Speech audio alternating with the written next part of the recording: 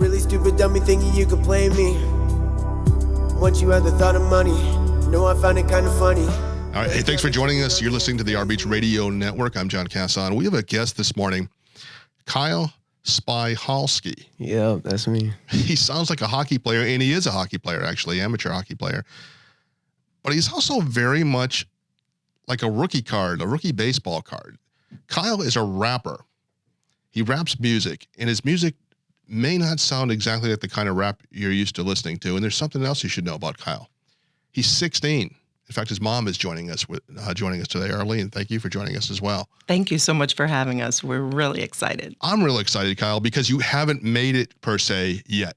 Yeah, and the key word to everything in success is the word yet, right? You haven't made it yet. You haven't dropped your album yet. You haven't made 1 million copies yet.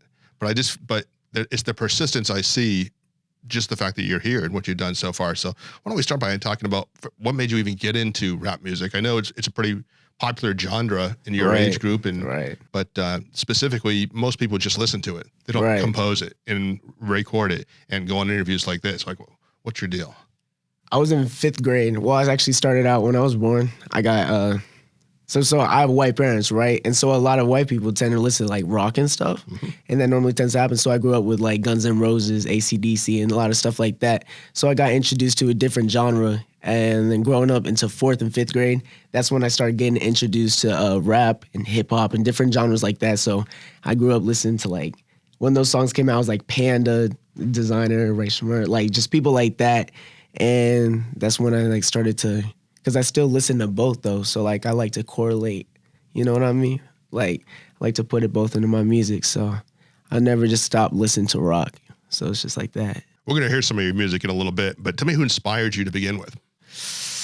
To begin with, my dad started me off really good in piano, got me a drum set and everything, and then I don't even know. I liked Guns N' Roses for a while, so that's probably it. And then I like people with like Travis Scott, NLE, X, Juice WRLD really made a really big impact on me when I was younger. Because I remember before I started creating my own beats and everything, I used to get beats from YouTube and stuff, and a lot of them would be like Juice WRLD type stuff, and I would always get texts saying like, oh, you got that Juice WRLD type flow, and I would always be like, man. And then I eventually got away from that, so that's good. Your beat's a little bit different than a typical beat. Tell us how. My beat? I feel like the tempo, the beat, do you adjust it to make it go a little faster, a little slower? Yeah. Spin it around maybe? I like to do some stuff that's like faster, slow. I like more in the middle-ish, like not too fast, so I'm not really like drill, so I don't know. It's like, where exactly to put my genre? I mean, it's hip hop and everything, but you know, on this new songs that are really coming out, it's like, it kind of floats around, so.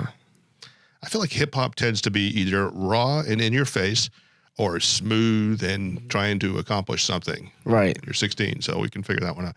But you're somewhere in the middle there. You seem like you're by no means raw, and you're not so smooth that you're just fluffy. You're just about in the middle, both in your message and your tempo and your voice. How did you learn that? Tempo and voice. I don't know. I just kind of formulated over time. You know what I mean? Just kind of happened. No voice lessons ever, Mom? No, not really. No. No voice lessons. But obviously, at his age, he's recently changed. His octave has come down quite a bit. Yeah, for sure. So if you listen to his earlier stuff compared to now, there's a big change in his voice. Now, earlier stuff for you is just a couple of years ago, right? Earlier stuff for me is, yeah, for sure. I started Rap Chat, which was like where I first started off and released music on there. And if you listen to that, it's like super high voice and everything. It's crazy. But and then I just went on to SoundCloud, and then it just like started going from there. Wow. How do you now? Will you hear yourself before?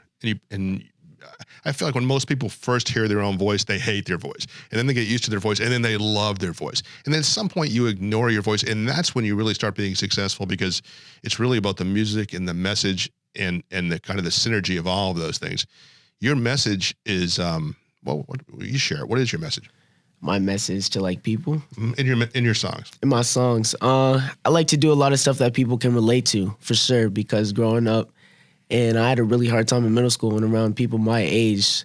Most of the people that listen to my music, like middle school, high school, and people a little bit older. But a lot of it is high school, middle school. And I noticed that I struggle with middle school really bad. And I know there's some people that struggle with middle school really badly too. So if I can like get that out there, you know what I mean? Just like stuff that people can relate to. And even if someone asks like, what did this line mean or anything, I would like to say that's for you to figure out. You know what I mean? Like not figure out, but for you to like put your life onto that line. You know what I mean? You know what I'm saying? Just relate to it. It's almost biblical. Like everybody who reads the Bible will say, hey, listen to this passage. And in your mind, you're hearing it and saying it's, you know, something relating to your wife. In their mind, they're relating it to that's something what I'm saying. Kids. Yeah, there you go. Yeah, that's very insightful. Money, she be steady with it. Knows it's running, should be funny, cause I'm heavy fisted. Ain't no dummy, should be fun. What do you enjoy? What classes? Yearbook was dope because I didn't have to do a lot. Very honest too, by the way. Yeah. What else? I had what was it called? Sports entertainment. That was dope.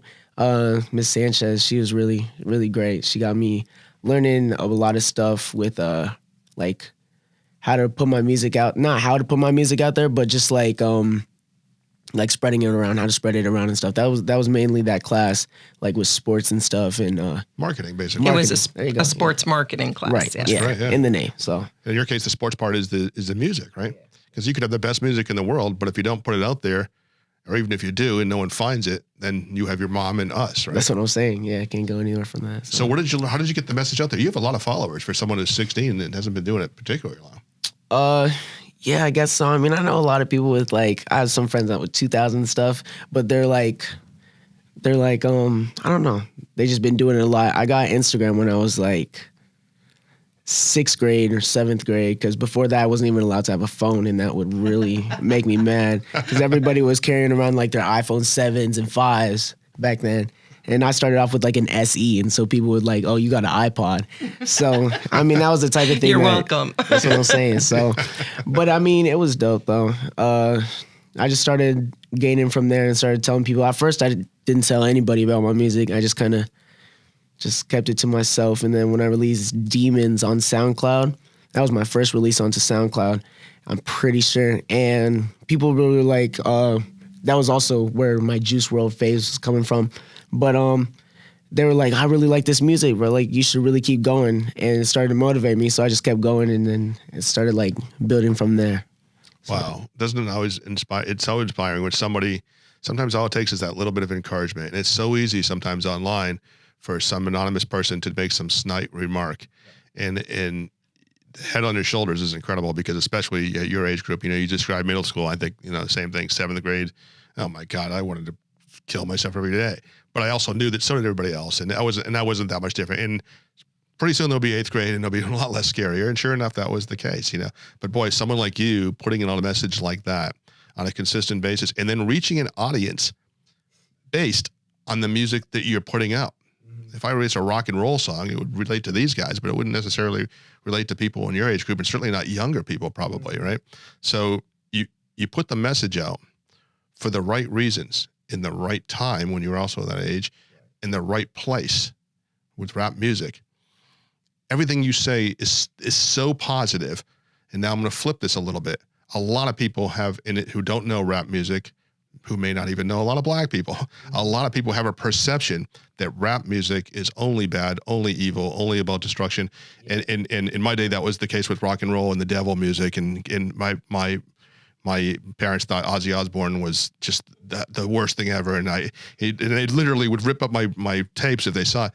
And I feel like and that's kind of become the way rap music is to a lot of people who are unfamiliar with it. And you are really changing that. How could we continue to change that, even beyond you and in the genre to begin with? I mean, you can't change a genre, you know what I mean? It's kind of, you can, because it's evolved over time, you know what I mean? But I don't know. A lot of things you can't really change what people like. It's just who likes it, who doesn't, type stuff. But I don't know how you can really change it. It's just, whoever likes it, whoever doesn't. You know what I mean? You just you gotta build, because out of all the people in the world, obviously there's gonna be people that don't like the type of music, and that do like the type of music. And I like the type of people that really can cross over different genres, you know what I mean? So that's a lot better, for sure. That seems like quite the Superman strength that you have. That you know, you brought up in the beginning. You know, you have white parents, and you're African American. For the people who can't see us, and you know, you can see both worlds. You can live in both worlds. I have a friend of mine who is he speaks one way when he speaks. He's a teacher. He's a musician. He speaks one way when he speaks to his students. He speaks a different way when he speaks to me. He speaks a different way when he's with his buddies, a very different way. Right. Almost to the point where I just smile when I see him speak it this way. And he says, you know, John, to be African American is to live in several worlds and to navigate through those worlds in a way that's understandable to the person that you're speaking with, not necessarily to who you may or may not want to kind of be. Do you find that a little bit? I find it a lot because growing up with white parents, I had a lot of issues. I mean, a lot of people would call it weird and stuff. And then, I mean, I've kind of like, I think that's where I kind of put up my wall, where from a lot of people and just over time.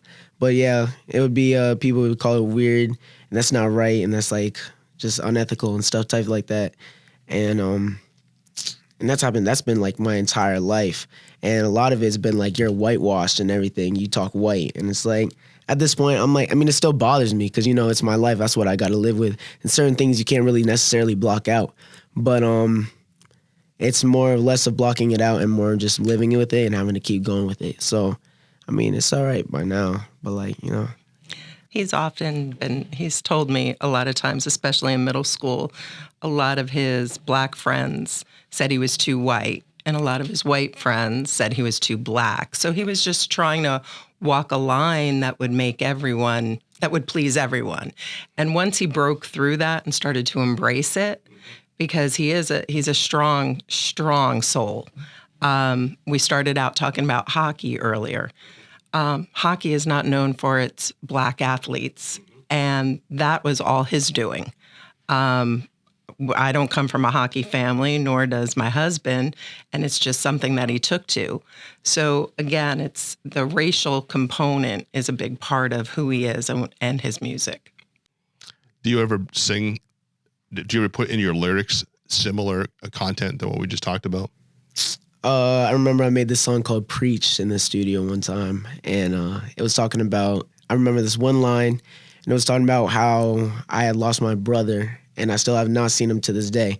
And I think one of the lyrics was like, maybe one day he'll see this. But I remember making that song because when I was younger, I was, of course, I was adopted, you know, I was born. And then my brother was 2 years younger than me. And then we were trying to get him, but we couldn't. So my birth mother ended up keeping him. So then I grew up as an only child the entire time, which is chill and everything, you know. But then I found out that I had two older sisters and a younger brother. And I was like, damn, I really want to see them, you feel me? But, you know, it's kind of just like, it's out there right now. It's not like a dire need to like really see them. But I mean, if I had the opportunity, I would take it, you know. You got a new album coming out. Yeah. What is it? Devine. You said when is it or what is it? Both. Both? Yeah. Okay. So Devine, dropping Thursday night, so 12 going into Friday. So tonight. It's tonight, yeah. Devine, what's for sure. Different type of thing, different type of stuff. Kind of more like Devine, I could relate more on biblical, like God type stuff. I like to say Devine is like, I'll leave this earth when I'm fully fulfilled my entire message with music and putting it out to the people that need to hear it, you know? And from my point of view, everybody can hear what they want to hear. But where was I going with this? the message is Devine, the message you want to put out there. Yeah. Message was Devine. I mean, it's like, I was putting on this earth. Everybody was putting on this earth for a reason, I think, for sure. Maybe to do one thing or the other. But I gradually went into music. So I think that music is what I was put here to do. So in my message, music that I give out to people, I think I'll leave this earth when it's fully fulfilled. And that people hopefully gain all of that. You know what I mean? and I don't want people really to like just listen to music, but fully like indulge themselves into my music. You know what I mean? And like really listen to all the aspects and ambience into the music. And there's certain thing, because like there's been certain times where I've said something and people are like, just listen to the music. And they're like, oh, that song was really cool, but never really listen to the lyrics. That's a really big thing. People less of just like, they hear the music but don't really listen, because there's all like, because those are two different words for a reason, right? Otherwise we would just say listen or hear. But I mean, do you realize that's such an your mom is nodding your head, Arlene. That is such an insightful thing for anyone to say, and for you to say that at 16, you know, that's exactly right. And I think that's what we talked about a little bit earlier about the message behind the music and you know your sort of goal. And for some people, the goal might be to, you know, especially with rap music, sometimes the goal is to say, hey man, this is how angry I am and I want the world to know it. And for some people, it's just to say, hey man, and I want to be loved. But you have that broad perspective. That's everything. Arlene, you wanted to say something? I just wanted to say Kyle is going to be 16 at the end of the month. So you're he's 15. I am busy. Yeah. And I'm so sorry. I should have said something earlier, but wow. Yeah, he'll be 16 at the Kyle, there's a lot of people who want to be rap artists, professional rap artists. There's probably more than want to be professional basketball players. Absolutely. And that's definitely true in the African-American community. And some of them are listening right now, and probably in any community, but certainly in your community. And there's some listening right now that are probably saying like, hey man, how did this guy, man, I want to get it. But somehow you got it. And they may be just as talented or have the potential to be just as talented. What do you say to those people? I mean, it's just like, you just gotta, I mean, eventually I just put up that wall like I was talking about earlier. And I mean, you just got you gotta block all these people out. You know what I mean? Because we're all human beings on this earth and no one's better than anybody. So for you to put someone higher than yourself is putting you lower. So you just gotta put yourself right where you need to be. You know what I mean? You'll know where you need to be once you find yourself.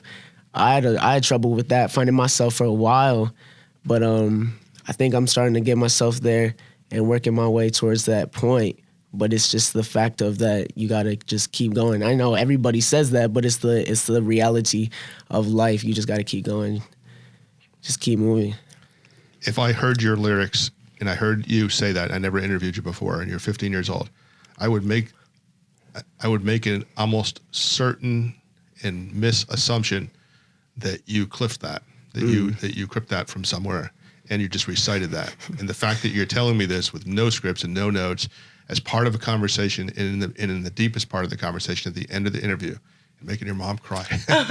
It's so funny because before you went on, you asked me something and I said, he blesses me every day. And you said, oh, wow, that's a different perspective. And now I think you can see why that's true. Wow. Kyle, I want to thank you for coming on our show. You know, we're very much like you in the infancy of our broadcast, and of course our goal is to take people like you, and there's not a lot of them, and give them that catapult they need to be successful. And I think if you ask any successful person, you know, a couple key takeaways will always be: it's hard to be the guy who never quits. You know, you just keep at it, just like you're doing, and you'll get somewhere. And they'll say there was somebody or something in my life that kept sticking with me in the good times and the bad times. And sometimes the obstacle about being successful at 15 is, you know, you go up real fast and you can also come down real fast. That's what I'm saying. You know, a lot of us are, you know, we might get success later in life in our, you know, 20s or 30s or 40s or sometimes never. But you realize what life is like without being a household name, without being anybody, worried about money, worried about things. So if you get this success, and I feel like you will, I thought that listening to your music, but I know that now listening to you. Yeah. Just, you know, I feel like I think that it's going to be very inspiring to anybody who wants to be in your shoes and is willing to do the work and willing to put in the effort and willing to have the empathy. We talked earlier before the broadcast about, you know, what defines smart today. You know, being smart. It's certainly not, you know, or why is smart useful? I mean, every one of us have a smartphone that's smarter than any one of us. And, you know, we talked about defining smart as having empathy, having understanding, listening, learning, leading. You're doing all of those things, and you're doing it at 15, and that's incredible. Kyle Spyhalski, I want to thank you for joining us. And tell me the name of your album again, when it's coming out. Devine, and it's coming out tonight at 12 o'clock. How can people get a hold of that? It's on Apple Music, any type of platform that you listen to. I'm gonna share it on my Instagram and Snapchat and everything. So, but that's where it's gonna be. So, very good. Yeah. Have you talked to anybody locally in the local radio community? Radio community? Mm-hmm. No Limit Larry or anybody? Do you know who that is? I don't know. I think I heard him. I don't know. I'm not sure. He has some limits. We'll see if we can get you hooked up. Thank you so much for joining us again. Yeah, of course. Anytime. Thank you. Thank you for having us. Thank you both. She treating me different, I love when I'm sipping, I go and I get it. It's the time of the night and I like how I feel and I love to be winning. In a plane to a land, she packing with cake and I know I should keep it. Niggas be speaking, I like how I'm eating, but bitchin' I'm beaming. I just been sitting and thinking when it's like a feeling inside of me, shit, it can't bother me, I can remember when. I just been sitting and thinking when it's like a feeling inside of me, shit, it can't bother me, I can remember.